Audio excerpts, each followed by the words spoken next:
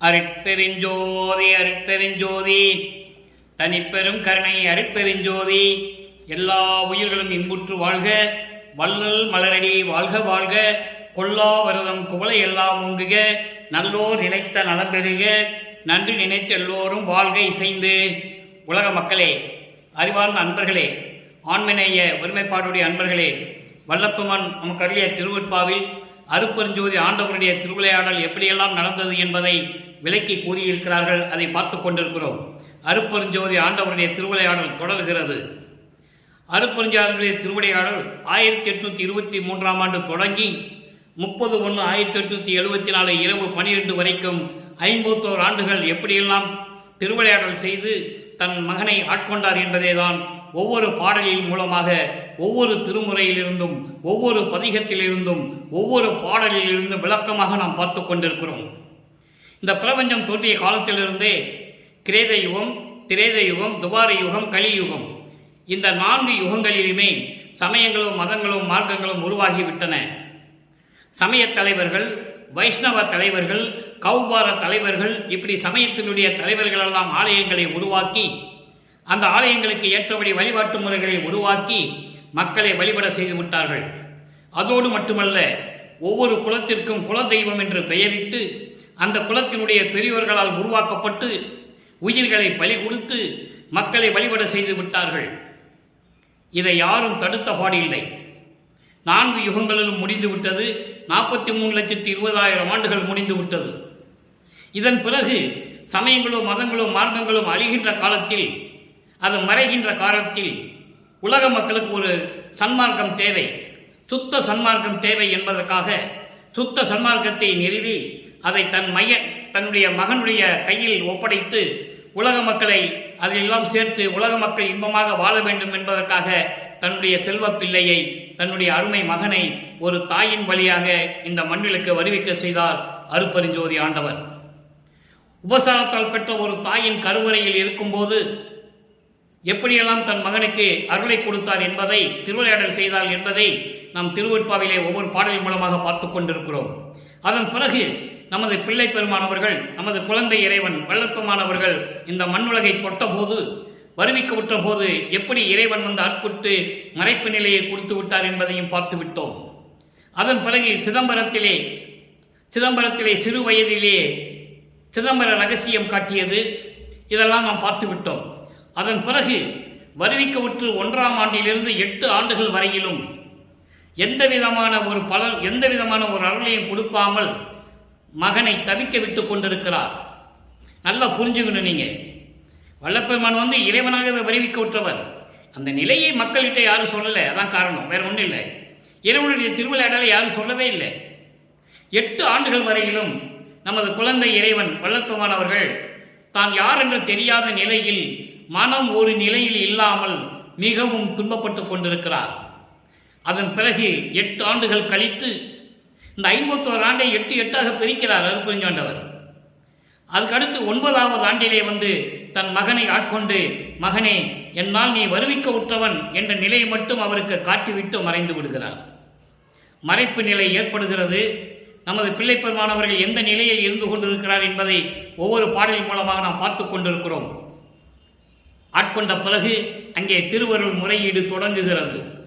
1ஆம் திருமுறை, பதிகம் 6, திருவருள் முறையீடு. இந்த நிலையில், இந்த காலகட்டத்தில், சமயங்களும் மதங்களும் மார்க்கங்களும் சூழ்ந்திருந்த காலகட்டங்களில் வள்ளல் பெருமானுக்கு சுத்த சன்மார்க்கத்தை பற்றி தெரியாது. இதை மனசில் நீங்கள் நல்லா கவனித்து வச்சுக்கணும், மறந்துடக்கூடாது. ஏன்னா பின்னால் வரும்போது அதனுடைய வேறுபாடுகள் உங்களுக்கு புரியும். சமயத்துக்கும் சன்மார்க்கத்துக்கும் உள்ள வேறுபாடு என்ன, சமய மதங்களுக்கும் சுத்த சன்மார்க்கத்துக்குள்ள வேறுபாடு என்ன, அங்கே இறைவனை எப்படி உருவகப்படுத்துகிறார் வள்ளல் பெருமான், சுத்த சன்மார்க்கத்தை பெற்ற பிறகு அருட்பெருஞ்சோதி ஆண்டவருடைய நிலையை எப்படி கூறுகிறார், இதெல்லாம் நீங்கள் கவனிச்சுக்கிட்டே வரணும். அப்போதான் சுத்த சன்மார்க்கத்தை பற்றி உங்களுக்கு விளக்கமாக புரியும்.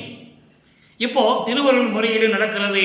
வருவிக்க உற்று 9ஆவது ஆண்டிலிருந்து 12 ஆண்டுகளுக்குள், அந்த 3 வருடத்துக்குள் என்ன நடக்கிறது, அப்போதான் திருவருள் முறையீடு உருவாகிறது. 232 பாடல்களை நமக்கு அருளி இருக்கிறார்கள். நம்மளையெல்லாம் படைத்து காத்து கொண்டிருக்கின்ற வள்ளல் பெருமானவர்கள். அப்போ எப்படி ஒவ்வொரு பாடலையும் சொல்றார்கள் என்பதை இதுவரைக்கும் நம்ம 25 பாடலில் பார்த்துருக்கோம். இப்போ 26வது பாடலை பார்க்க போகிறோம். பாடலை நல்லா கவனிங்க. வாளே நெடும் கன்னி எம்பெருமாட்டி வருடும் வளர்த்தாலே வருந்த மணிக்கூடல் பானந்தனுக்கு அடிமை ஆளே என விறகு ஏற்று விற்றாய். நீ அருள் கிடைக்கும் நாளே நன்னாள், அந்த நாளுக்கு 1000 தொண்டன் நான் செய்வேனே. பாடல் உங்களுக்கு ஒரு கடினமாக இருக்கிற மாதிரி தோணும். விளக்கம் மிகவும் எளிமையானது. இறைவனுடைய தயவாலையும் கருணையாலையும் சுத்த சன்மார்க்க விளக்கத்தாலையும் பெற்றால்தான் இந்த விளக்கங்களை எல்லாம் சொல்ல முடியும் மக்களுக்கு. அதை நீங்கள் நல்லா புரிஞ்சுக்கணும். இப்போ இறைவனை எப்படி அந்த காலகட்டங்களில் சமயங்களும் மதங்களும் மார்க்கங்களும் இறைவனை சிவபெருமான் என்றும் தியாகராஜ பெருமான் என்றும் நடராஜன் என்றும் சொக்கநாதன் என்றும் பல பெயர்களில் அழைத்துக் கொண்டிருந்தார்கள். ஒவ்வொரு பெயருக்கும் வேறுபாடு உண்டு, ஒவ்வொரு பெயருக்கும் வழிபாடு வேற. நல்லா புரிஞ்சுக்கணும். நீங்கள் சிதம்பரத்தில் நடராஜன் கோயில் இருக்கிற வழிபாடு திருவொற்றியூரில் இருக்கிற தியாகராஜ பெருமான் கிட்ட நடக்காது. சொக்கநாதன் கிட்ட இருக்கிற வழிபாடு சுந்தர மகாலிங்கிட்ட நடக்காது. இப்படி முரண்பாடுகள் உள்ளதுதான் சமயங்களும் மதங்களும் மார்க்கங்களும் என்பதை தெளிவாக வல்லற்பமானவர்கள் நமக்கு அள்ளியிருக்கிறார்கள். இப்போ இந்த பாட்டுடைய விளக்கம் பாருங்க.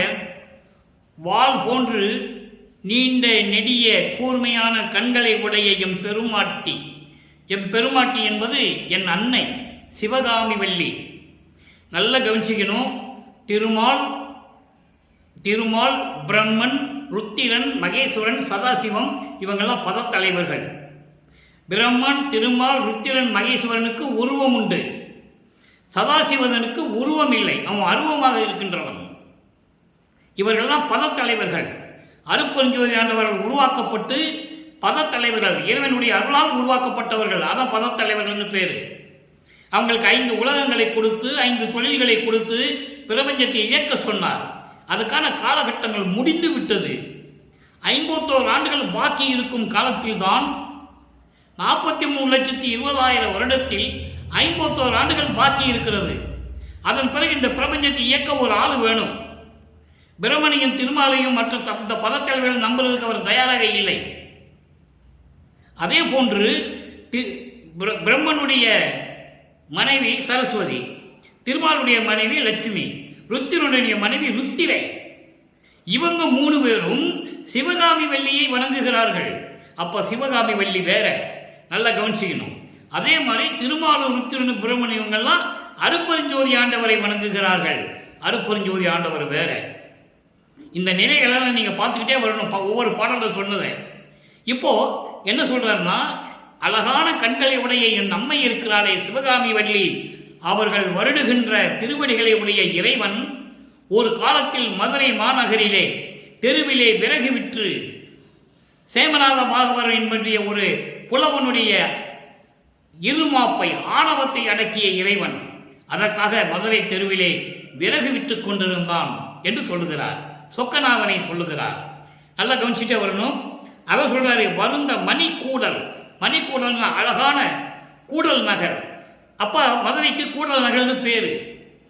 கூடல் நகரிலே தெருவிலே மதுரையிலே ஒரு பாணனுடைய ஆணவத்தை அடக்குவதற்காக வரகுண பாண்டியன் அரசாட்சி செய்து கொண்டிருக்கும் போது சேமநாத பாகவதர் என்ற ஒரு சோமநாத பாகவதர் என்ற ஒரு புலவர் பாட வருகிறார். அப்போ என் பாட்டிற்கு உன் புலவன் போத்து விட்டால் இந்த பாண்டிய நாடு எனக்கு அடிமையாக வேண்டும் என்ற காலகட்டத்தில் இறைவனிடம் போய் வரகுண பாண்டியன் வேண்டுகிறான். அப்போ இறைவன் விறகு விற்று கொண்டு வருகிறார். இதை நீங்க சினிமாவில் கூட பார்த்திருக்கலாம். திருவிளையாடல் படத்தில் ஏபி நாகராஜன் எடுத்திருக்கிறார். அப்போ விறகு விற்று அந்த மாதிரி தெருவா விறகு விற்றாய். அப்படியெல்லாம் நீ அருளை செய்து கொண்டிருந்தாய்.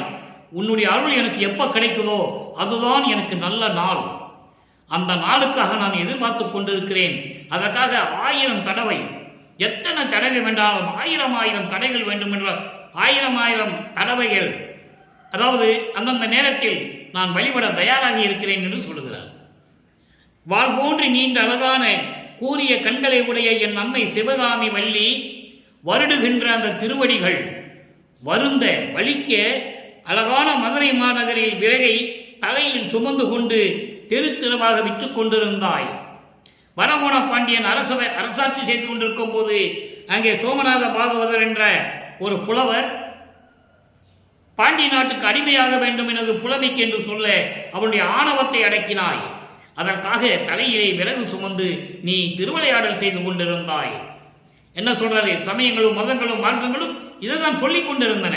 அதையும் வல்லற்பமானவர்கள் நமக்கு விளக்கமாக தெளிவாக கூறியிருக்கிறார்கள். அந்த காலத்தில் இருக்க வேண்டிய கட்டாயத்தில் நமது பிள்ளை பெருமானவர்கள் இருந்து கொண்டிருக்கிறார். சுத்த சன்மார்க்கத்தை வரும்போது இதெல்லாம் சொல்ல மாட்டார், அது வேறு. அது நம்ம பின்னால் பார்க்க போறோம். அடிமையாக்கி மதுரையின் மானத்தை காப்பாற்றினாய். உனது அருள் எனக்கு கிடைக்கும் நாளே நல்ல நாள். அந்த நாளுக்காக நான் காத்து கொண்டிருக்கிறேன். ஆயிரம் தடவைகள், எத்தனை முறை வேண்டுமானாலும் ஆயிரம் முறைகள் நான் வணக்கம் சொல்லுவேனே, வணக்கங்கள் செய்வேனே, விரைவில் வந்து அருள்வாயாக என்று சொல்லி இந்த பாடலை அருளியிருக்கிறார்கள். சுருக்கம் என்னவென்றால், நமது பிள்ளை பெருமானவர்கள் வருவிக்க உற்று 9வது ஆண்டிலிருந்து 12 ஆண்டுகளுக்குள் எந்த நிலையும் தெரியாத நிலையில் இறைவனிடம் முறையீடு செய்கிறார். இறைவனால் வருவிக்க உற்றவன் என்ற நிலை மட்டும் அவருக்கு தெரியும், வேறு எந்த நிலையும் அவருக்கு தெரியாது. அந்த நிலையில் இருக்கும்போது இந்த முறையீட்டை நாம் பார்த்துவிட்டோம். அடுத்து காலங்கள் ஓடுகிறது, நிலைமைகள் மாறுகிறது, காலசக்கரம் சுற்றி கொண்டிருக்கிறது. அடுத்து 2ஆம் திருமுறைக்கு வருகிறார். 2ஆம் திருமுறைக்கு வரும்போதுதான் 13வது ஆண்டு தொடங்கி மனதை கட்டுப்படுத்துவதற்காக உள்ளத்திடம் எப்படி சொல்லுகிறார் என்று சொல்லி திருவொற்றியூருக்கு செல்லுகிறார். நல்ல கவனிக்கணும், திருவொற்றியூருக்கு செல்லுகிறார். 2ஆம் திருமுறை பதிகம் 3 ஸ்ரீ சண்முக நாம சங்கீர்த்தன லகிரி அப்படின்னு ஒரு தலைப்பு. இறைவன் பெயரை சண்முக, சிவசண்முகம், சிவவோம் என்று சொல்லி எப்படி பெயரைட்டு சொல்லுகிறார்? அப்படிதான் சொல்லி ஆக வேண்டும். அதற்கான விளக்கம் 6ஆம் திருமுறையிலே கூட இருக்கிறது. 6ஆம் திருமுறையிலே ஒரு பாடலிலே இருக்கும். 5 8 6 4 முந்துரு மறை மொழியும் மந்திரமே. ஒரு காலத்தில் பிரபஞ்சம் தோன்றிய காலத்திலிருந்தே இறைவனை எப்படி சொல்லிக் கொண்டிருந்தார்கள்? 5 எழுத்து மந்திரம் சிவாய நம. நல்ல கவனிங்க, சிவாய நம, நமச்சிவாயம் கிடையாது. அப்போ சிவாய நம, சிவாயனுக்கு அப்புறம் நமச்சிவாயம் உருவாகிறது. அதனால் அடுத்த பதியத்திலே நம்ம அதை பார்க்க போறோம். எப்படியெல்லாம் வேறுபட்டு மந்திரங்களை சொல்லிக் கொண்டிருந்தார்கள் என்பதை ஒவ்வொரு திருமுறையிலும் பாடலின் மூலம் நமக்கு அருளியிருக்கிறார்கள். சிவாய நமது என்ற மந்திரம் பின்னாலே நமச்சிவாயமாக மாறியது. அப்போ சொல்லுவாரு, நமச்சிவாயத்தை நான் மறவேனே என்று சொல்லுவார். அதனுடைய விளக்கத்தில் நம்ம பார்க்க போறோம். படிப்படியாக எப்படி மாறுகிறது. நமச்சிவாய் என்று சொன்னவர் அதுக்கப்புறம் அதை நிறுத்திடுவார், அருட்பெருஞ்சோதின்னு சொல்ல ஆரம்பிப்பார். அந்த நிலைகள் எப்படி உருவாச்சு, எப்படி இறைவனுடைய திருவிளையாடல் நடந்தது, உலக மக்களுக்கு சொல்லணும்ல. அதை ஒவ்வொரு பாடல் மூலமாக சொல்லிக் கொண்டிருக்கிறார் நமது இறைவன் வல்லப்பமானவர்கள். இப்போ இந்த பாடலை பாருங்க. இல்லை என்பதே பொருள் என கண்டோர் ஈன வாயிலில்.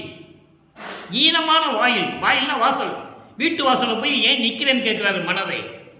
மனம் அலைவாய்கிறது, மனம் ஒரு நிலையில் இல்லை. அதனால் திருவொற்றியூருக்கு செல்லுகிறார். அப்போ மனதிடம் சொல்லுவது போல உலக மக்களுக்கு தெரிவித்துக் கொண்டிருக்கிறார். இல்லை என்பதே பொருள் என கொண்டோர் ஈன வாசலில், ஈன வாயிலில் இடர்படுகின்றாய். எல்லை செல்கின்றது எழுதி என் நெஞ்சே. நேரம் போயிட்டு இருக்கே, விடிஞ்சு போச்சு, இன்னும் தூங்கிட்டு இருக்க, எழுந்திரு என் மனமே. எழில்கொள் ஒற்றியூர் என்னும் தலத்துக்கு ஏகி தொல்லை ஓம் சிவசண்முகா சிவ ஓம் தூயா என்று அடி தொழுது நாம் உற்ற அல்லர்கள் ஓதுததும் ஐயூரன் என் மேல் ஆணை கண்டாய், அவர் அருள் பெறலாமே. இது பாடல். இப்போ சிவசண்முகா என்று சொல்கின்ற நாமத்தை முன்னொரு காலத்தில் வேதங்கள்லாம் எப்படி சொல்லி கொடுத்தது என்பதை அகவலிலே சொல்லுவார். நல்ல கவனிக்கணும் நீங்க. இப்படியெல்லாம் வேதங்கள்லாம் சொல்லிக்கிட்டு இருந்தன பல யுகங்களிலே என்று சொல்லுவார். அதே போல ஈனமான, அதாவது எப்பயுமே எது கட்டாலும் இல்லை என்று சொல்லக்கூடிய தீயவருடைய ஈனமான அந்த வாசலில் போய் நின்று கொண்டிருக்கிறாய் எனது மனமே, எழுந்திரு, நேரமாகிவிட்டது. நாம் திருவொற்றியூர் என்ற அழகான நகருக்கு செல்லுவோம். அங்கே இருக்கின்ற இறைவனை தொழுது பழமையான மந்திரங்கள் சொல்லுவார்களே, ஸ்ரீ சண்முக சிவா சிவம் என்று பழமையான காலத்தில் சொல்லுவார்கள். அந்த மந்திரத்தை நாமும் சொல்லி நமது துயரங்களை எல்லாம் இறைவனிடம் சொல்லி நாம் இறைவனை வணங்குவோம். அவருடைய அருளை பெறலாமே. ஏன் தெரு தெருவாக அலைந்து கொண்டிருக்கிறாய்? மனதிடம் சொல்லுகிறார். நல்லா கவனிக்கணும். காலங்கள் ஓட ஓட மனதிட்டு சொல்றது நிப்பாட்டுவார். அப்போ மனதிடம் சொல்லி இந்த பாடலம் கருளி இருக்கிறார்கள். நாம் அவருடைய அருளை பெறலாமே. சீக்கிரமா என்னோட திருவள்ளுவத்திற்கு சொல்லுவோம். இதில் எந்த விதமான சந்தேகம் வேண்டாம். இது என்மேல் சத்தியம். ஆணை கண்டாய், அவர் அருள் பெறலாம் நாம் என்று சொல்லி மனதிடம் சொல்லுவது போல இந்த பாடலை நமக்கு அருளி இருக்கிறார்கள். ஆக அன்பர்களே, சமயங்களும் மதங்களும் மார்க்கங்களும் சூழ்ந்து கொண்டு இந்த 4 யுகங்களிலுமே இறைவனை எப்படி சொன்னாங்க? ஸ்ரீ சண்முகா சிவ ஓம். நான் ஏற்கனவே சண்முகம் என்ற வார்த்தைக்கு அந்த பெயருக்கு நான் விளக்கம் கொடுத்திருக்கிறேன். சண்முகம் என்பது சண்முக தத்துவம் என்று பொருள். அந்த சண்முக தத்துவம் தான் அதற்கு பின்னால் சுப்பிரமணிய தத்துவமானது. சிவபெருமான் நெற்றிக்கண்ணிலிருந்தே முருகனை உருவாக்கி சுப்பிரமணிய தத்துவத்தின் மூலமாக முருகனை படைக்கிறார். அது ஏற்கனவே பாடல்களிலும் உண்டு. உரைநடை பகுதியிலே சுப்பிரமணியம் என்ற தலைப்பிலே அழகாக விளக்கம் கொடுத்திருக்கிறார்கள் நமது இறைவன் வல்லப்பமானவர்கள். நீங்கள் அதை பார்த்து தெரிந்து கொள்ளலாம். எல்லாமே தத்துவத்தின் அடிப்படையில் உருவானது. சுத்த சன்மார்க்க காலம் வரும்போது இதெல்லாம் உங்களுக்கு புரியும் என்று எழுதியிருக்கிறார்கள், வழங்கி இருக்கிறார்கள், அருளி இருக்கிறார்கள். நீங்கள் அதை பார்த்து படித்து தெரிந்து கொள்ளலாம். இப்போ 1ஆம் திருமுறை முடிந்து விட்டது, 2ஆம் திருமுறை முடிந்து விட்டது, 3ஆம் திருமுறைக்குள்ளே என்றாகிறார். அப்போ அவருக்கு வருவிக்க உற்று 24 ஆண்டுகள் ஆகிறது. வல்லப்பமானுக்கு வயது இல்லை. அவர் ஒவ்வொரு யுகத்திலேயும் இருந்தவர், இருந்து கொண்டிருப்பவர். பாடலிலே தெளிவாக கூறியிருக்கிறார்கள். நாம் வல்லப்பமான பற்றி பேசும்போது வயதை குறிப்பிடவே கூடாது என்பது இந்த அடியனுடைய தாழ்மையான கருத்து. வள்ளலார் ஊழியன் சொல்லுகிறேன், வள்ளலார் பற்றி பேசும்போது தயவு செய்து யாரும் வயதை குறிப்பிட்டு பேசாதீர்கள் என்பது என்னுடைய தாழ்மையான கருத்து. வருவிக்க உற்ற 24 ஆண்டுகள் வரையில் தான் இந்த 3 திருமுறைகள் உருவாகிறது. 3ஆம் திருமுறை இரங்கல் மாலை 16வது பாடல். பாடலிலே பாடலை நல்லா கவனிங்க. ரொம்ப அற்புதமான விளக்கங்களாக இதில் இருக்கு. தன்னை தலைவியாகவும் இறைவனை தலைவனாகவும் தோழியை உள்ளத்தை தோழியாகவும் வர்ணனை செய்து இந்த பாடலை அருளியிருக்கிறார்கள். காதலன் காதலியை பார்க்க முடியவில்லை, பார்க்க வரவில்லை. காதலி ஏங்குகிறார். காதலனுடைய வரவை பார்த்து ஏங்குகிறார். அந்த ஏக்கத்தை தோழியிடம் சொல்லுகிறார். உள்ளத்திடம் சொல்லுவது போல உலக மக்களுக்கு தெரிவிக்கிறார். பாடலை நல்லா கவனிங்க. நெய்தல். நெய்தல் என்பது திணை வகைகள். குறிஞ்சி, முல்லை, மருதம், நெய்தல், பாலை. குறிஞ்சி என்பது காடும் சார்ந்த இடம். மருதம், குறிஞ்சி, முல்லை அதாவது குறிஞ்சி என்பது மலையும் மலை சார்ந்த இடம். குறிஞ்சி, முல்லை என்பது காடு சார்ந்த இடம். குறிஞ்சி, முல்லை, மருதம் வயலும் வயல் சார்ந்த இடம். நெய்தல் கடலும் கடல் சார்ந்த இடம். பாலைவனங்கள். இப்படி 5 திணைகள் உண்டு. அதில் இங்கே நெய்தல் என்று சொல்கிறார். நெய்தல் என்றால் கடலும் கடலால் சூழப்பட்ட ஒரு இடம் திருவொற்றியூர். திருவொற்றியூரிலே கடல் பக்கத்தில் இருப்பதால் அதை சொல்லுகிறார். நெய்தல் பனைசூழ் ஒற்றியார். பனைசூழ் என்பது வயல்கள் சூழ்ந்த, சோலைகள் சூழ்ந்த, அப்படிதான் அது பனைசூழ் என்று சொல்லுகிறார். அப்படி திருவொற்றியூரார் நிறுத்தம் பயில்வார் அருள் நடனம் செய்து கொண்டிருப்பவர். அடுத்து சொல்வார் பாருங்க. மால் அயனும் எய்தருக்கு அறியார், மாலையிட்டார் எனக்கு என்று உரைக்கும் பெருமை அல்லால், உய்தருக்கு அடியேன் மனையின் கண் ஒரு நாளேனும் உற்று அறியார். மாலையிட்டாரை தவிர திரும்பி வந்து என்னிடம் வந்து சேரவே இல்லை. ஏன் மாலையிட்டார் சொல்றார் என்பது ஒவ்வொரு பாடலுக்கும் விளக்கம் தந்து கொண்டிருக்கிறேன். தன்னை ஒரு தலைவியாக பெண்ணாக உருவப்படுத்தினால் மாலையிட்டார் என்று சொல்லுகிறார். மாலையிட்டார் என்பது என்னை ஆட்கொண்டார் என்பது பொருள். 9வது ஆண்டிலே ஆட்கொண்டதை இங்கே சொல்லுகிறார்.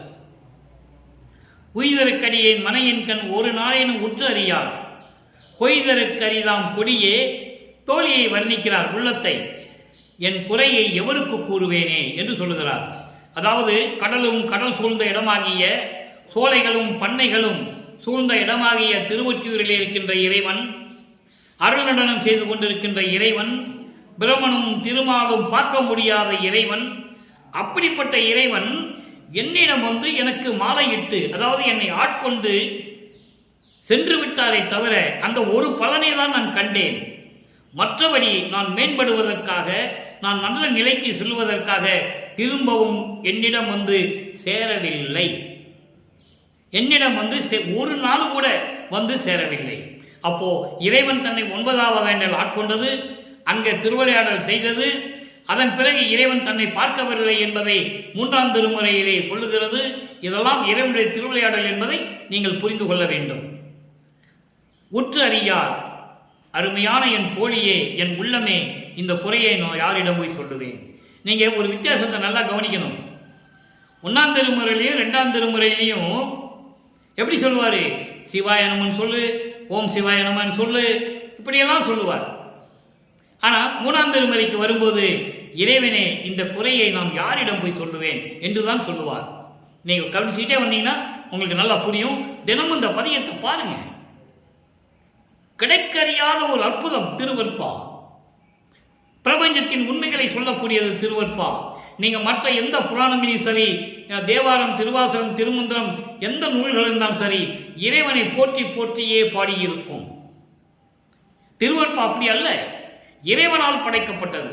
அதெல்லாம் இறைவனால் அருளப்பட்டு அவர்களால் எழுதப்பட்டது. இது இறைவனே மக்களுக்காக உருவாக்கப்பட்டது திருவற்பா என்பதை நீங்கள் புரிந்து கொள்ள வேண்டும். நீங்க திருவாசகம், தேவாரம், திருமந்திரத்தில் எல்லாம் திருமாலும் அயனும் பிரம்மனும் பார்க்க முடியாத இறைவன் நீங்க அங்க இருக்கவே இருக்காது. அங்க இருக்கவே இருக்காது. போற்றி பாடினார்கள். உண்மை, இறைவனை பற்றி போற்றி போற்றி மனம் உருக பாடினார்கள். அதில் எந்த விதமான சந்தேகமும் இல்லை. இறைவனுடைய அருளை பெற்றவர்கள். அதற்காகவே இங்கே மனிதனாக பிறந்தவர்கள். மனிதனாக பிறந்து இறைவனை அருளை பெற்று ஜீவ சமாதியோ ஜீவ முக்தியோ ஐம்புலன்களோடு கலந்து கொண்டவர்கள். அதுதான் சொல்றார், கர்ம சித்தி யோக சித்தியோடு சென்றவர்கள். ஞான சித்திக்கு யாரும் வரவில்லை என்பதை தெளிவாக சொல்ல முடியும் என்பதை இங்கே எடுத்துக்காட்ட நான் விரும்புகின்றேன். இப்படி இருக்கின்ற இறைவன் என்னை ஆட்கொண்டானே தவிர அதன் பிறகு வந்து எனக்கு எந்த அருளையும் கொடுக்கவில்லை, எந்த சுகத்தையும் கொடுக்கவில்லை, ஒரு நாள் கூட என்னை பார்க்க வரவில்லை என்று ஆணித்தரமாக இந்த பாடலிலே நமக்கு அருளியிருக்கிறார்கள். அப்போ இறைவனுடைய திருவிளையாடல் தொடர்கிறது. அடுத்து 4ஆம் திருமுறை. 4ஆம் திருமுறையில் தான் எல்லா அருளும் அங்கு நடக்கிறது. தனக்கோடி அம்மையாருக்கு தாலி காட்டி அந்த அம்மையாருடைய சாபத்தை நீக்கி மோட்ச வீட்டை காட்டியது. அதன் பிறகு ஏம சித்தியை பெற்றது. இறைவன் வந்து எல்லா அருளையும் கொடுப்பதை அருள் கொடையாக என்னென்ன கொடுத்தார் என்பதை தெளிவாக கூறியது. எல்லாமே 4ஆம் திருமுறையில் தான் நடக்கும். 5ஆம் திருமுறை இப்போ நமக்கு அது தேவையில்லை என்பது அங்கே தத்துவ தலைவர்களை பற்றியும் பத தலைவர்களை பற்றியுமே பாடியது. அது நம்ம பின்னால் கடைசியில் பார்த்துக்கலாம். இறைவனுடைய திருவிளையாடல் தான் இப்போ நம்ம பார்த்துட்டு இருக்கோம். இப்போ 6ஆம் திருமுறைக்கு வரும்போது, இப்போ 4ஆம் திருமுறைக்கு வரப்போகிறோம். 4ஆம் திருமுறைக்கு வரும்போது அபராத மன்னிப்பு மாலை என்ற பாடலை பார்க்கிறோம். பதிகம் 8. அபராத மன்னிப்பு மாலை என்பது சமயங்களிலும் மதங்களிலும் மார்க்கங்களில் இருந்த போது செய்த தவறுகள், குற்றங்கள், ஏதாவது குறைகள் இருந்தாலும் கூட அதை மன்னித்து எனக்கு அருள வேண்டும், என்னை தண்டிக்கக்கூடாது, அபராதம் விதிக்கக்கூடாது என்று இறைவனிடம் முறையீடு செய்கிறார். அதை பார்க்க போகிறோம். நல்லா கவனிக்கணும். பழுத்தலை நன்கு உணராதே. பாடல் உங்களுக்கு கடினமாக இருக்கும். விளக்கம் ரொம்ப எளிமையான விளக்கம் இறைவன் கொடுத்திருக்கிறார். அதை தான் வள்ளலார் ஊழியர் உங்களிடம் விளக்கி கொண்டிருக்கிறேன். பழுத்த தலை நன்கு உணராதே பதி அருளோடு ஊடி என்பது மாறுபட்ட கருத்துக்களை சொல்லி, நம்பிக்கை இல்லாமல் மாறுபட்ட கருத்துக்கள், வேறுபட்ட கருத்துக்களை எல்லாம் முரண்பாடுகளாக நாம் சொல்லி என்று பொருள்.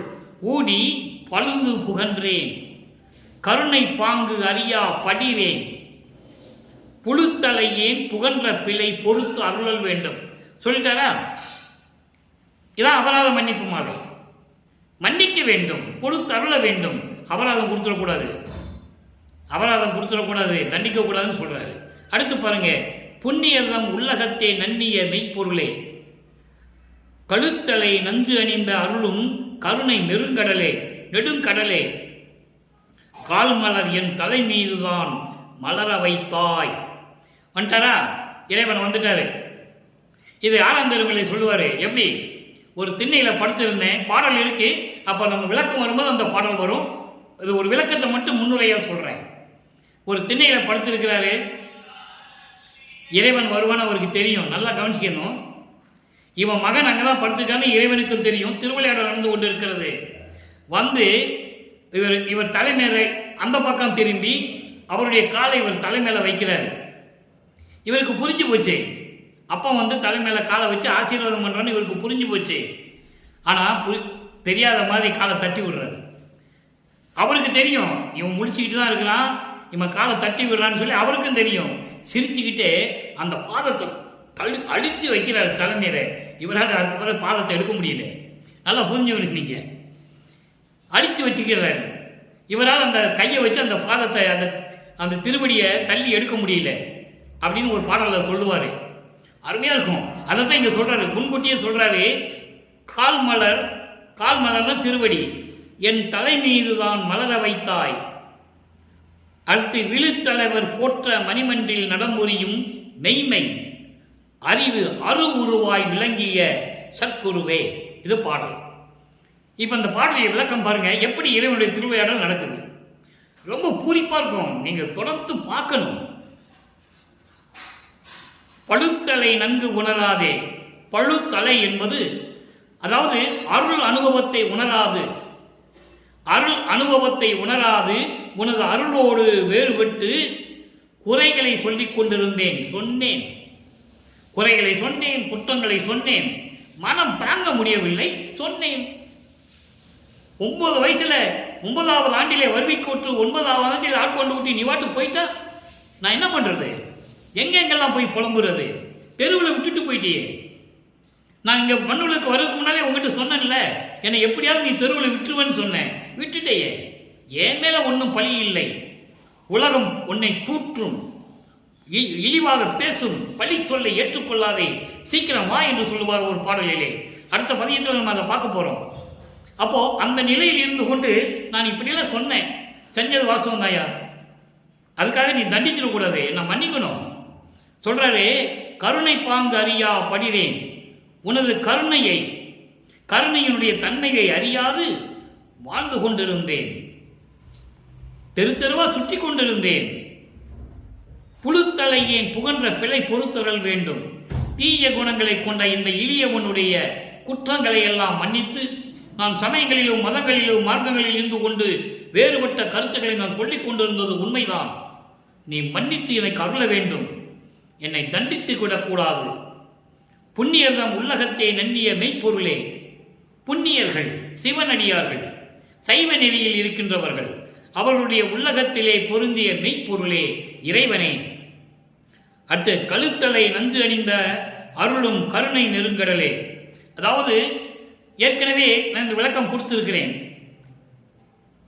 பாற்கடலிலே அமுத வேண்டும் என்பதற்காக தேவர்களை காக்க வேண்டும், தேவர்களுக்கு அமுதம் கொடுக்க வேண்டும் என்ற காரணத்திற்காக பாற்கடலை ஒரு பாம்பை வைத்து கடையும் போது அந்த பாம்பு அந்த அமுதத்திலே விஷத்தை கக்குகிறது, உமிழ்கிறது.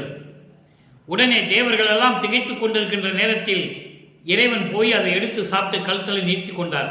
அதான் சொல்றாரு, கழுத்தலை நன்கு அணிந்த விஷத்தை தாங்கிக் கொண்ட இறைவனே அருளும் கருணை நெருங்கடலே. நீ அன்னைக்கு சாப்பிட போய் தானே தேவர்கள் உயிரோடு இருக்கிறாங்க.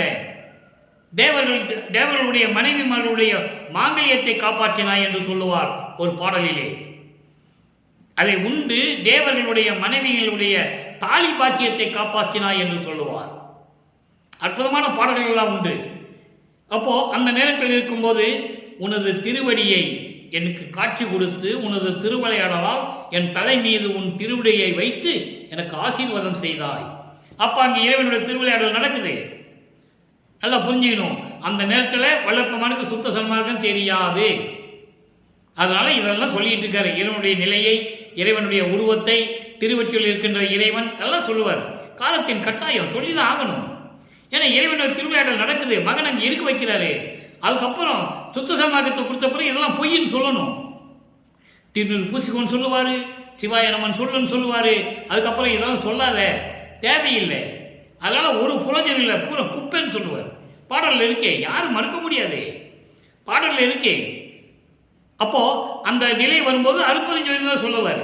அதனால சமய தலைவர்களையும் சமய கடவுள்களையும் நீ கும்பிடணும்னா நீ என்ன வேணாலும் சொல்லிக்கலாம், தவறில்லை. சிவாய நமன் சொல்லி நீ பூசிக்கலாம், ஓம் நமச்சிவாயன் சொல்லி திருநீர் பூசிக்கலாம், எந்த நீ வழிபாடு வேணாலும் செஞ்சுக்கோ. அது அதாவது அவர்களுடைய சுதந்திர பிரச்சனை. ஆனால் சுத்த சன்மார்க்கத்தில் வரும்போது அருட்பெருஞ்சோதி என்று சொன்னால் பூசக்கூடாது. இது தனிப்பட்ட மார்க்கம். தெளிவாக சொல்கிறார், பாடலிலே உண்டு, எல்லா விளக்கங்களும் உண்டு. உத்தரஞான சிதம்பரத்திலேயே சொல்லுவார். அதெல்லாம் நம்ம பின்னால் போகும்போது பார்க்கலாம். இப்போ அதெல்லாம் விளக்கம் சொன்னால் இறைவனுடைய திருவிளையாடலை படிப்படியாக சொல்ல முடியாது. அப்போ அப்படி இருக்கின்றவன் தலைமீது திருவடியை வைத்தனுக்கு ஆசீர்வாதம் செய்தால் மலர வைத்தாய் என்று சொல்கிறார். விழுத்தலைவர் போற்ற, விழுத்தலைவர் என்பது தேவர்கள். தேவர்கள் அதாவது அருளை பெற்றவர்கள், தேவர்கள். அவர்களெல்லாம் போற்ற அம்பலத்திலே அருளடனம் செய்து கொண்டிருக்கின்ற உண்மையான இறைவனே, மெய்யறிவு கொண்ட இறைவனே, அருவும் உருவமாய் விளங்கிக் கொண்டிருக்கின்ற எனது சத்குருவே, எனக்கு விரைவில் வந்து அருள்வாயாக என்று சொல்லி இந்த பாடலை நமக்கு அருளியிருக்கிறார்கள். ஆக 4 திருமுறையை பார்த்து விட்டோம். 1ஆம் திருமுறை, 2ஆம் திருமுறை, 3ஆம் திருமுறை, 4ஆம் திருமுறை. ஒவ்வொரு திருமுறையிலும் ஒவ்வொரு பதிகத்திலும் ஒவ்வொரு பாடல் மூலமாக இறைவனுடைய திருவிளையாடல் எப்படி நடந்து கொண்டிருக்கிறது அப்படின்னு பார்த்துட்டோம். இப்போ 4ஆம் திருமுறை முடியும் போது அவருக்கு வருவிக்கவுற்று 25வது ஆண்டிலிருந்து 32 ஆண்டுகள் முடிந்து விட்டது. 32 ஆண்டுகள் முடிந்து விட்டது. அதன் பிறகு சுத்த சன்மார்க்கத்தை பெறுகிறார். சுத்த சன்மார்க்கத்துக்குள்ள உள்ள வாராரு. 6ஆம் திருமுறையில எப்படி சொல்றாரு? பதிகம் 6 ஆற்றாமை. ஆற்றாமையிலே 6வது பாடல். நல்ல கவனிங்க. அவருடைய மனநிலை எப்படி சொல்றான்னு நீங்க கவனிக்கணும். சமயங்களிலும் மதங்களிலும் மார்க்கங்களில் இருக்கும்போது எப்படி இருந்தாரு, அதை விட்டுட்டு வரும்போது அங்க நடந்த குற்றங்கள்லாம் எப்படி நடந்தது, அதை இறைவன் மன்னிக்க வேண்டுமே. அந்த ஆத்தாமையில சொல்றாரு. அதான் ஆற்றாமையின் தலைப்பு. ஆத்தாமை சகிக்க முடியாத ஒரு நிலை. அதை சொல்லுகிறார் பாருங்க. அரங்கினில் படை கொண்டு உயிர் கொலை புரியும் அறக்கடையவரினும் கடைய. அவருடைய நிலையை சொல்றாரு. எப்படி சொல்றாரு? பொது இடங்களிலே உயிர்களை கொலை செய்கிறானே, மக்கள் கூடுகின்ற இடத்தில், ஒரு பொது இடத்தில் உயிர்களை கொலை செய்யக்கூடிய அப்படிப்பட்டவர்களுடைய நிலையில் இருக்கிறாங்களே, அவர்களை விட நான் கொடுமையாக கூட நான் இருந்திருக்கிறேன். ஏன்னா அவருடைய நிலையை சொல்றாரு, அவருடைய மனநிலையை சொல்றாருங்கிறதை நீங்க புரிஞ்சுக்கணும். அதுக்காக இவர் போய் நீ கொலை செய்ய அப்படின்லாம் சொல்றது இல்லை. கொலை செய்வர்களுடைய பொது இடங்களில் பயங்கரமான ஆயுதங்களுடன் உயிர்களை கொலை செய்து தொழில் செய்கின்றார்களே, அவர்களை விட நான் கீழானவன் என்று சொல்லுகிறார். அதுக்கடுத்து சொல்வாரு, இறங்கி ஒரு சிறிதும் இரக்கம் உற்று அறியேன். கருணையோடு அந்த ஜீவகாரணியத்தோடு நிலையில் இருக்க வேண்டும் என்ற நிலை எனக்கு தெரியவில்லை. ஏன்னா அப்போ சுத்த சன்மார்க்கத்தில் இல்லை. அப்போ அவரு நல்லா புரிஞ்சுக்கணும். சுத்த சன்மார்க்கத்தில் அப்போ அவர் இல்லை. அப்போ அந்த நிலையில் இருக்கும்போது நான் எப்படி இருந்தேன்னு சொல்றாரு. இறைவன் சொல்றாரு. அதாவது கருணையோடு, அதாவது உயிர்களை பொது இடங்களில் உயிர்களை கொலை செய்கின்றவர்களை பார்க்கும்போது தடுக்கக்கூடிய சூழ்நிலை கூட நான் இல்லைன்னு சொல்றாரு. அப்போ கருணையோடு ஜீவ ஒழுக்கம் என்றது உயிர் இறக்கம். அந்த உயிர் இறக்கம் கூட எனக்கு தெரியவில்லை. இயல் ஒரு நாசி உள் கிளைத்த சிறங்கினில் கொடியே. இங்க பாருங்க, இயல் ஒரு நாசி உள் கிளைத்த சிறங்கினில் கொடியே. சிறங்கு என்பது புண்ணு. இப்போ உள்மூக்கில் புண்ணு வந்தால் எனக்கு பிடிக்கும், நோண்டிக்கிட்டே இருக்கும். எவ்வளோ கஷ்டம் இருக்குன்னு பாருங்க. மூக்குக்குள்ள ஒரு புண்ணு வருது, அதனுடைய தன்மை எப்படி இருக்கும்? சொரிஞ்சிக்கிட்டே இருக்கும். குரங்கு மாதிரி. குரங்குக்கு புண்ணு வந்தால் சொரிஞ்சிக்கிட்டே இருக்கும். அது புண்ணு பெரிய பெரிய கடைசியில் இறந்தே போகும். அதே போன்று மூக்குக்குள்ள ஒரு புண்ணு வந்தால் எப்படி இருக்கும், அதை மாதிரி நான் இருந்தேன். அதோடு மட்டுமல்ல, சிவநெறி பிடியே. சிவநெறிகளை நான் பின்பற்ற முடியவில்லை. சிறுநெறி சலக்கையே. இங்க சொல்லிட்டார் பாருங்க, சிறுநெறி என்பது சமயங்களும் மதங்களும் மார்க்கங்களில் சொல்லப்பட்ட நெறி சிறுநெறியே சலக்கையே. சிறுநெறிகளில் சொல்லப்பட்ட, இந்த சமயங்களிலும் மதங்களிலும் மார்க்கங்களில் சொல்லப்பட்ட அநீதிகளை பின்பற்றி கொண்டு சலக்கையே சிலுக்குரங்கு என பிடித்தே. சிலுகு என்பது தொல்லை தருவது. அதாவது குரங்கு ஒரு இடத்துல பிடிச்சிட்டா கட்டியா பிடிச்சிக்கிறோம். குரங்கு பிடின்னு சொல்லுவாங்க உலகியல்ல. குரங்கு பிடிச்சிட்டியாப்பான்னு சொல்லுவாங்க. அது போன்று இந்த சமயங்களிலும் மார்க்கங்களிலும் நெறிகளை பின்பற்றி கொண்டு குரங்கு எப்படி பிடிச்சிக்கிட்டு இருந்ததோ அது மாதிரி நான் பிடிச்சிக்கிட்டு இருந்தேன்னு சொல்றேன். எவ்வளவு அற்புதம் பாருங்க. யாரும் சொல்ல முடியாது. ஏன்னா நிலைகள் மாற வேண்டும். இறைவனுடைய அடுத்த திருவிளையாடலை சொல்லணும் உலக மக்களுக்கு. அப்படியெல்லாம் நான் குரங்கு மாதிரி பிடித்து கொண்டிருந்தேன். அம்பலக்கூத்தன் குறிப்பினுக்கு என் கடவேனே. அம்பலத்திலே அருணாடனம் செய்து கொண்ட இறைவனுக்கு அவன் உள்ளத்தில் நான் பதிய வேண்டுமென்றால் நான் என்ன செய்ய வேண்டும், என்னால் என்ன செய்ய முடியும் என்பதை நீயே சொல்ல வேண்டும் என்று சொல்லி ஆற்றமை பதிகத்திலே நமக்கு அருளி இருக்கிறார்கள். ஆக சமயங்களிலும் மதங்களிலும் மார்க்கங்களின் நெறிகளை பின்பற்றிக் கொண்டிருந்தது உண்மை என்பதை தெளிவுபடுத்துகிறார். அதையே குரங்கு பிடி மாதிரி பிடிச்சிக்கிட்டு இருந்ததை தெளிவுபடுத்துகிறார். அப்படி தெளிவுபடுத்திவிட்டு இறைவனிடம் சொல்லுகிறார், நான் உன்னுடைய அருளை பெற வேண்டும் என்றால், உன் உள்ளத்தில் இடம் பெற வேண்டும் என்றால் நான் என்ன செய்ய வேண்டும் என்று சொல்லி அந்த பாடலை நமக்கு அருளியிருக்கிறார்கள். அடுத்து பதிகம் 7, அடுத்த பதிகம் உடனே நான் ஏன் பிறந்தேன் உலக மக்களுக்கு சொல்றாரு. அதாவது இறைவனிடம் சொல்றாரு. நான் ஏற்கனவே சொன்னது போல இறைவனுடைய திருவிளையாடலில் ரொம்ப அற்புதமாக நடந்திருக்கும். இந்த 4 யுகங்களிலே ஒரு மகன் வேண்டுமென்றால் அதாவது நேரடியாக கொண்டு வருவது, அருள் செய்து உடனே அதை செய்வது, இப்படிலாம் இருக்கும். ஆனால் இவரை மட்டும் கேட்கிறார், என்னை மட்டும் ஏன் ஒரு தாய் வயிற்றிலிருந்து கொண்டு வந்தாய்? மகாதேவ மலையில் இருக்கு, அருமையாக இருக்கும் பாடலாம். 87வது பாட்டு படித்து பாருங்க. எம்பெருமான் நின் விளையாட்டை என் சொல்வேன் நான். உன்னுடைய திருவிளையாடல் எப்படி சொல்றதுன்னு சொல்லுவாரு. இந்த பாடலெல்லாம் மக்கள்கிட்ட யாரும் சொல்லவே இல்லை. மக்களுக்கு தெரியாது இல்லை, சொன்னாதானே தெரியும். அந்த தாயின் கருவறையிலே உபசாரத்தால் பெற்ற ஒரு தாய் என்பாளுடைய கருவறையிலே நான் இருக்கும்போது எப்படியெல்லாம் இருந்தது என்று அந்த பாடலிலே சொல்லுவார் பாருங்க. மெய் சிலிர்க்கும். இறைவனுடைய திருவிளையாடல் அங்கு தெளிவாக தெரியும். அவ்வளவு அற்புதமான பாடல் அது. ஏற்கனவே மகாதேவ மலைக்கு 100 பாடல்களுக்கு நமது யூடியூபில் நான் விளக்கம் கொடுத்துருக்கிறேன், நீங்கள் பார்க்கலாம். 87வது பாடல். அந்த பாடல் இப்போ நான் ஏன் பிறந்தேன் பாருங்க. நான் ஏன் பிறந்தேன் என்பது இந்த பிறப்பு என்ற ஒரு அவஸ்தையை பொறுக்க முடியாது புலம்புவது. அதான் நான் ஏன் பிறந்தேன். அரசர் எல்லாம் மதித்திட பேராசையிலே அரசோடல் எனவே மிக கிளைத்தேன். அருளறியா கடையேன் புரசமரம் போல் பருத்தேன். எட்டி என தலைத்தேன். புங்கு எனவும் புலி எனவும் மங்கி உதிர்கின்றேன். பரசும் வகை தெரிந்து கொள்ளேன். தெரிந்தாரை பணியேன்.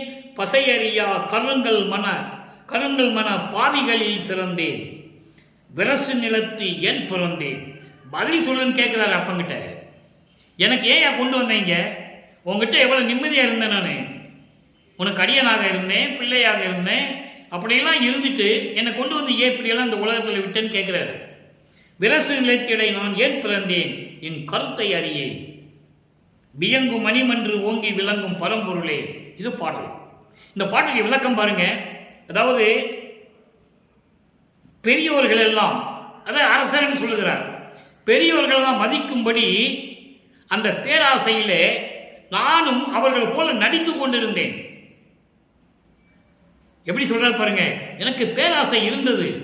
சமயங்களிலும் மதங்களிலும் மார்க்கம் இருக்கும்போது நாமும் அரசாட்சி செய்வது போல எல்லா நிலைகளையும் பெற வேண்டும் என்று நான் ஒரு ஆணவத்தோடு இருந்தேன். அதோடு மட்டுமல்ல, அருள் அறியா கடையேன். உன்னுடைய அருள் என்னவென்று தெரியாமல் இருந்து கொண்டிருந்தேன். புருஷமரம் அதாவது புரசமரம் சொல்லுவாங்கல்ல, புருஷமரம் சொல்லுவாங்க. அந்த மரம் போல தடித்து பருத்து இருந்தேன். அது புருஷமரம் பார்த்தீங்கன்னா ஒல்லியா இருக்காது, ரொம்ப பெரிய மரமா இருக்கும். 2 பேர் கட்டி பிடிக்கிற மாதிரி, 3 பேர் கட்டி பிடிக்கிற மாதிரி இருக்கும். அந்த மரம் போல இருந்தேன். எட்டி என தலைத்தேன். எட்டி மரம்னு ஒரு மரம் இருக்கு, அது எதுக்குமே உபயோகப்படாது. எட்டி காய் கசக்கும். எட்டி மரம் போல் நான் இருந்தேன். புங்க மரம் போல் இருந்தேன். புலி மரம் போல் இருந்தேன். கடைசியில் என்னாச்சு, இலைகள்லாம் உதிர்ந்து எப்படி பட்ட மரமாக இருக்குமோ அந்த மாதிரி இருந்து கொண்டிருக்கிறேன். அதாவது இது எடுத்துக்காட்டு சொல்லுகிறார். இந்த நிலையில் நான் இருந்தேன் என்று சொல்லுகிறார். அதை நீங்க நல்லா புரிஞ்சுக்கணும். அப்போ மயங்கி உதிர்கின்றேன். அந்த இலைகள்லாம் உந்துச்சுன்னா எப்படி பட்ட மரம் தெரியும், பட்ட மரம் அதுபோல நான் இருந்து கொண்டிருக்கிறேன், துன்பப்பட்டு கொண்டிருக்கிறேன். பலசும் வகை தெரிந்து கொள்ளேன். எப்படி வணங்க வேண்டும், எப்படி மரியாதை செலுத்த வேண்டும் என்ற நிலை கூட எனக்கு தெரியாது. தெரிந்தாரை பணியேன். அப்படி தெரிந்தவர்கள் கூட நான் மதிப்பதில்லை. அப்போ தன் ஆணவத்தோடும் செருக்கோடும் சமயங்களிலும் மதங்களிலும் மார்களில் சொல்லப்பட்ட நெறிகளை பின்பற்றி கொண்டிருந்தேன் என்று சொல்லுகிறார். அங்கே சமரசம் உருவாகாது. சமரசம் உருவாகணும்னா சுத்த சன்மார்க்கத்தில் தான் வரணும். அவன் தான் எல்லாரையும் மதிப்பான். அவனுக்கு தான் உயிர் இறக்கம் இருக்கும். அவனுக்கு தான் ஜீவகாரண்ய ஒழுக்கம் இருக்கும். நல்லா புரிஞ்சுக்கணும். நீங்க எந்த சமயங்களையும் மதங்கள் இருந்தால் இருக்கவே இருக்காது. அதை இங்கே சொல்றாரு, வணங்குற வகை தெரியாத அப்படியெல்லாம் இருந்து கொண்டிருந்தேன். மேம்பட்ட இந்த உலகில் வருவிக்க செய்து நான் ஏன் பிறந்தேன்? உன் கருத்தை அறிந்து கொள்ள முடியவில்லை, உன் எண்ணத்தை அறிந்து கொள்ள முடியவில்லையே. மணிமண்டில் அம்பலத்திலே ஓங்கி நிற்கும் எனது இறைவனே பரம்பொருளே என்று சொல்லுகிறார். நேரம் கடந்து கொண்டிருக்கிறது. பதிகம் 10 அடியார் பேரு 3வது பாடல். நல்ல கவனிங்க. பீலை புரிவான் வருகின்ற பேய்க்கும் கருணை பெரிது அளிப்பான், ஊழை அகற்றும் பெருங்கருணை உடையான் என்பார்கள் உன்னை. பாடல் எது? உன்னை. ஐயோ, மோளை மனத்தால் குரங்கு எறிந்த விளாங்காயாக முத்து உண்ணும் ஏழை அடியே வருத்தம் கண்டு இருத்தல் அழகோ என் கோவே. இது பாடல். இந்த பாடல் என்ன சொல்றாருன்னா, அதாவது குற்றங்கள் எல்லாம் செய்து வரிந்து கொண்டிருக்கின்றேன், பேய் போல் அலைந்து கொண்டிருக்கிறேன். அப்படிப்பட்ட குற்றம் புரிகின்றவர்களுக்கு கூட நீ கருணை கொடுக்கிறாய், கருணை அளிக்கிறாய்.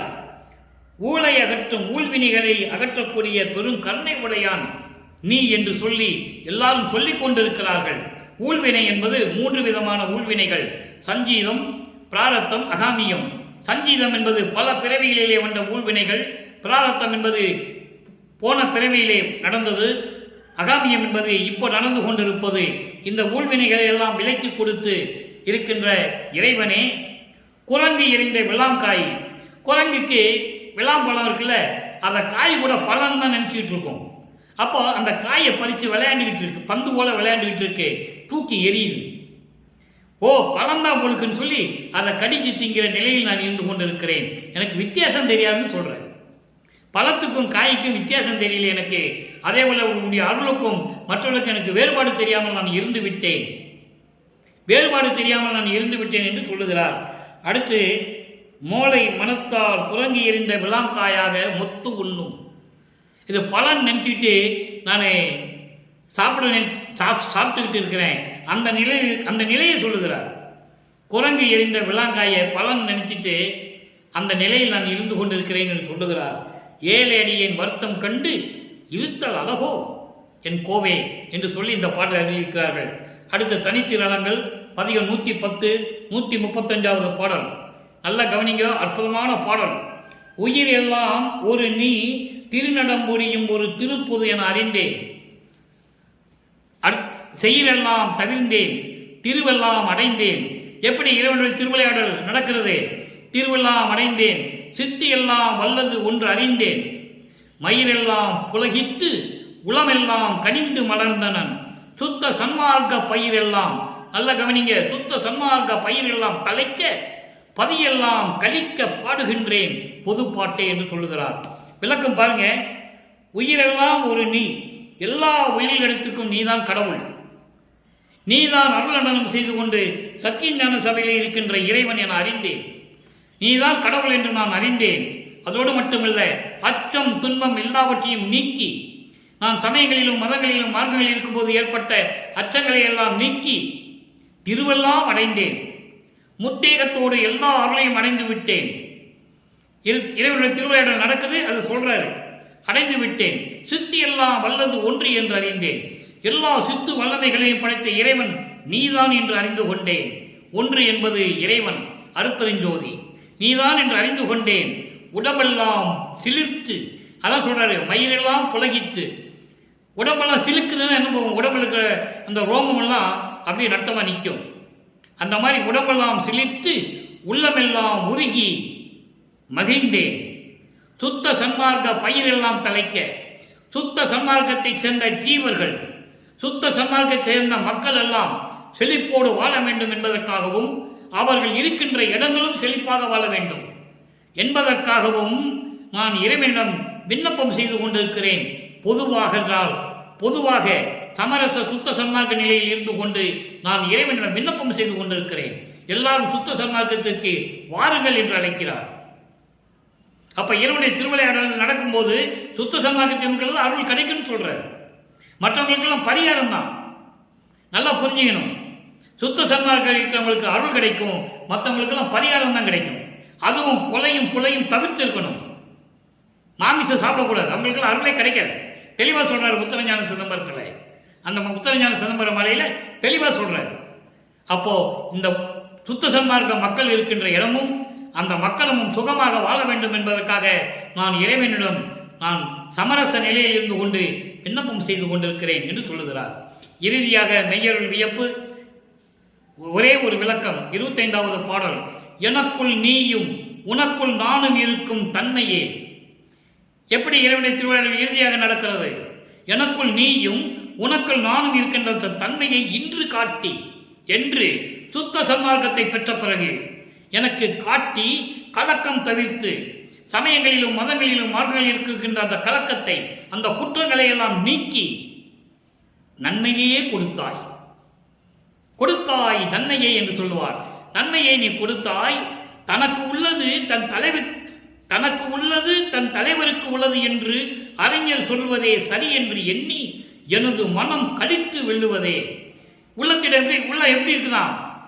உலகியல்ல சொல்லுவாங்க, ஏய் அவன் தலைவன் மாதிரியே அவனும் இருக்கிறாயா, அவனை மாதிரியே அவன் தலைவனும் இருக்கிறான். நல்லா கவனிக்கணும். உலகியல்ல சொல்லுவாங்க, அப்பனை மாதிரியே புள்ள இருக்கிறான், பிள்ளை மாதிரியே அப்பனும் இருக்கிறான்னு சொல்லுவாங்க உலகியல்ல. அதுபோல இறைவன் தன்னோடு இழந்து கலந்து விட்டதால் உலக மக்கள் சொல்லுகிறார்கள், இவன் அவன் தகப்பன் மாதிரியே இருக்கிறான், தகப்பன் இவன் மாதிரியே இருக்கிறான். அப்படின்னு என்ன அர்த்தம்? ரெண்டு பேரும் ஒன்னாயிட்டாங்கன்னு அர்த்தம். அதான் சொல்றாரு. உலகியல் விளக்கம் வேற, சன்மார்க்க விளக்கம் என்பது இறைவனுக்கு உள்ளது அவருடைய மகனுக்கும் உள்ளது என்று தேவர்கள் சொல்லுவது சரி என்று எனது மனம் மகிழ்ந்து கொண்டிருக்கிறது, பூரிப்போடு மகிழ்ந்து கொண்டிருக்கிறது என்று சொல்லுகிறார். இதை ஒரே ஒரு பாடலில் விளக்கம் சொல்லிவிட்டு நான் முடிக்கலாம் என்றிருக்கிறேன். அடியனாக்கி பிள்ளையாக்கி இறைவனுடைய திருவிளையாடல் நடத்த சொல்றாரு. முதல்ல நான் அடியனாக தான் இருந்தேன் ஒவ்வொரு யுகத்திலும். அதன் பிறகு பிள்ளையாக்கி, என்னை செல்வ பிள்ளையாக்கி, உயிர்களுக்கு நேயனாக்கி, அதன் பிறகு அடிகளாக்கி கொண்டாய் அவலம் நீக்கி. இறைவனோட கலந்தவன் தான் அடிகளார். நல்லா கவனிக்கணும் நீங்க. மீதியெல்லாம் உலகியல் அடிகளார் சொல்றதெல்லாம் சும்மா எல்லாம் ஏமாத்துறாங்க. அடிகளார்னா இறைவனோடு இரண்டரை கலந்து இருக்க வேண்டும், அவன் தான் அடிகளார். அதான் இங்க சொல்றாரு. என்ன அடியனாக்குன, அதன் பிறகு பிள்ளையாக்கி இந்த மண்ணுலகத்துக்கு கொண்டு வந்த, அப்புறம் உயிர்களுக்கு நேயனாக்குன. எதுக்கு? சமரச சுத்த சன்மார்க்கத்தை கொடுத்து உயிருக்கு தயவும் கருணையும் காட்ட வேண்டும் என்ற நிலையை எனக்கு கொடுத்தாய். அதன் பிறகு என்னோடு கலந்து அடிகளாக்கி கொண்டாய். இதை பார்த்து படியுள்ளோரும் வானுள்ளோரும் விண்ணுலகத்தில் இருக்கின்றவர்களும் மண்ணுலகத்தில் இருக்கின்றவர்கள் எல்லாம் பார்க்கிறார்கள். ஏன் அதிசயமாக பார்க்கிறார்கள். எப்படி? பதியும் ஓரவாரான் என்பான் பரிவி தேக்கியே. அப்பன மாதிரியே பிள்ளைக்கு கொடுத்துட்டாரே. அதுக்குதான் இந்த பாடல் சொல்றேன். அப்பன மாதிரியே பிள்ளைக்கும் கொடுத்துட்டாரே, ரெண்டு பேரும் ஒன்னாயிட்டாங்க என்று சொல்லி இந்த பாடலை நமக்கு அருளியிருக்கிறார்கள். ஆகவே அன்பர்களே, இறைவனுடைய திருவிளையாடலை ஒவ்வொரு பாடலின் மூலமாக நாம் பார்த்து கொண்டிருக்கிறோம். அந்த வகையிலே இன்று நிறைவடைகிறது. மீண்டும் நாளை இறைவனுடைய திருவிளையாடல் தொடரும். ஒவ்வொரு பதியத்திலிருந்தே பார்த்து கொண்டிருக்கிறோம். நீங்களும் சுத்த சன்மார்க்கத்தில் சேர்ந்து இறைவனை அருளை பெற்று இந்த வையகத்தில் வாழ்வாங்கு வாழ வேண்டும் என்ற வாழ்த்தி இந்த வள்ளலார் ஊழியன் தயவோடையும் கருணையோடையும் விடைபெறுகிறேன். மீண்டும் நாளை சந்திப்போம். நன்றி, வணக்கம். அருட்பெருஞ்சோதி அருட்பெருஞ்சோதி தனிப்பெருங்கருணை அருட்பெருஞ்சோதி அருட்பெருஞ்சோதி ஆண்டவருடைய திருவிளையாடல் நாளையும் தொடரும்.